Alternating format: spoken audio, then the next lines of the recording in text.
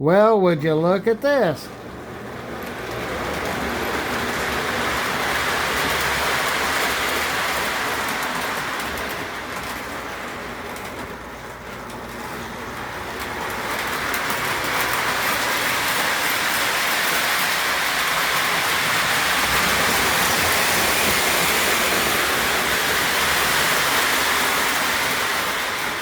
I got both my F units, both of my K-line F units running, and they're running beautiful. Let's get through the introduction and then we will talk about it when we come back.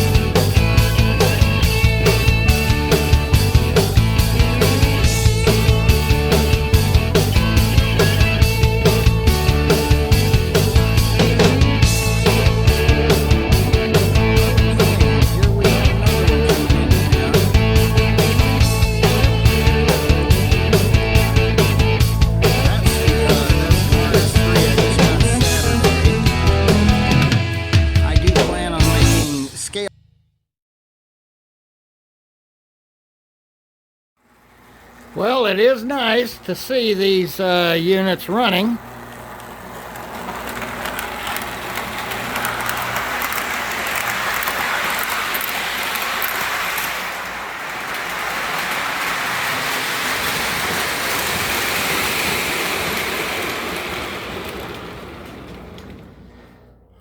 Of course, I can't back them up unless I do it by hand.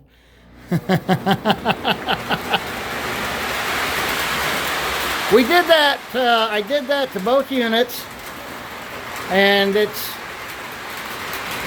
helped both units to do the job that they were meant to do.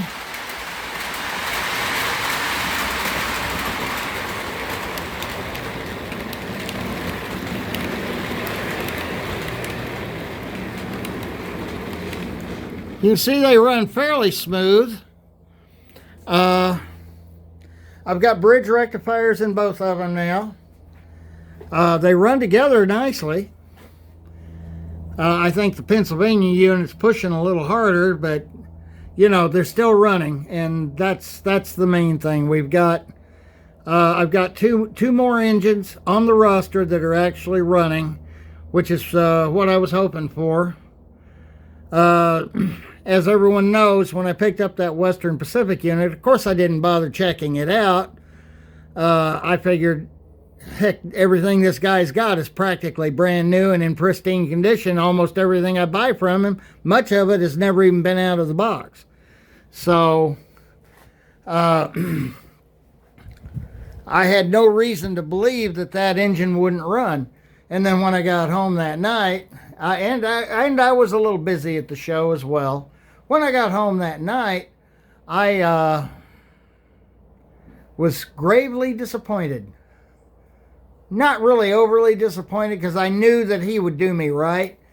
You know, when and even he asked, well, why didn't you go check it out at the test track? Well, I just didn't.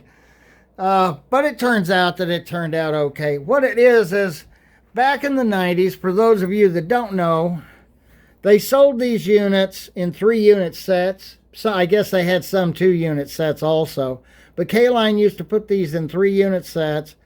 And what they would do is they would only have one E unit for the 3 units, which makes sense because everything would be running the same direction. It was rigged up that the the B, and the A unit would run together. And so it made sense they would only be operating off of one E unit rather than having 3 E units that could get easily, how would they say, confused. So, no, they did the right thing, I think. But the problem was none of the other units would run by themselves. Not without the lead unit. So, basically what I've done is I've taken and just rewired it off of the trucks completely, and now it's running like it should. I believe there's some DVDs in the headlights. There are wires going into the headlights and what look like DVDs stuck in the headlights, and it looks like they've even got resistors on them, which is good. So maybe I'll take and see what I can do with that later. I was thinking of putting DVDs in them. I've got to tear some old computers and other electronics apart around here to get me some resistors. Yes, I've got plenty of that crap too.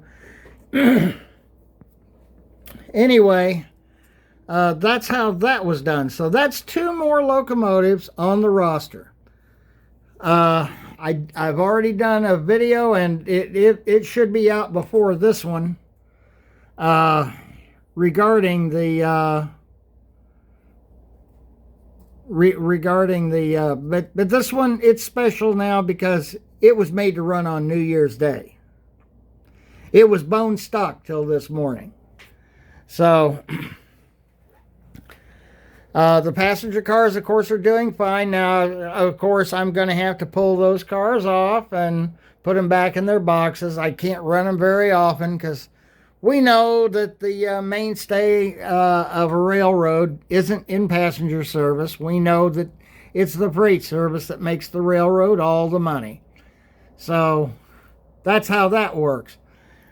Besides, I also want to use those units to pull freight trains.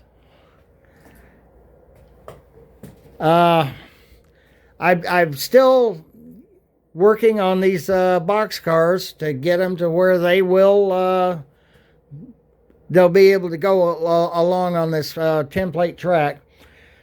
Other plans in the future here, provided we have a future. Hopefully, yeah, I sure wish Biden would leave early and we'd get our rightful president in there. Anyway, it looks like I can take out a 30-inch section of track there, because that's what I've got right there is a 30-inch long section of the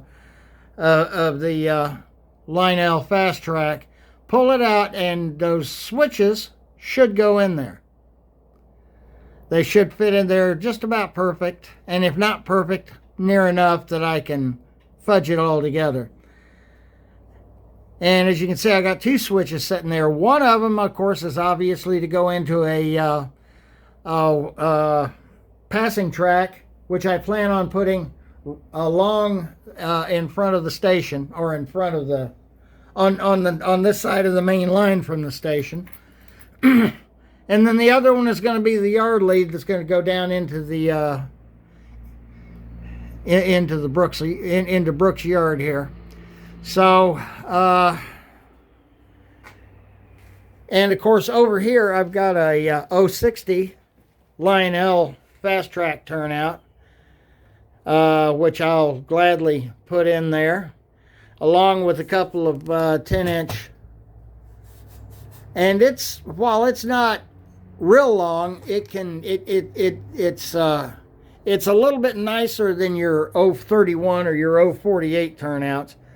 I would have rather had 072, but I'll take what I can get, if you get my drift. So, now that's not going to happen today. It might not happen for another 6 months, but that is what's in the plan. As far as building the train station, the station itself is pretty much built. I've still got to do some paint work to it. I've got to get me some details to add to it. I want to get the water tower back together and fully, not functional, but made to look like it is. I want to start getting my town built. That's not how the buildings are going to sit.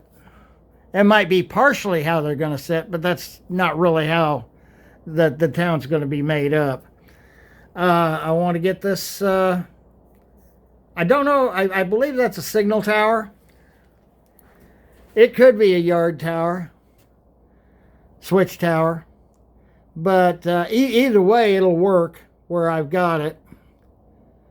But I want to get it painted up and set up so that we have use of that as well.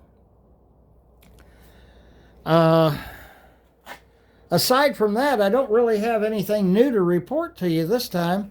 We have a train show coming up, not this weekend, but next weekend. It'll be the monthly show at Dana's Railroad Supply over on Deltona Boulevard in Spring Hill. So if you're going to be there, please. We especially you HO and N-scale guys, we could use you. But until next time, happy railroading.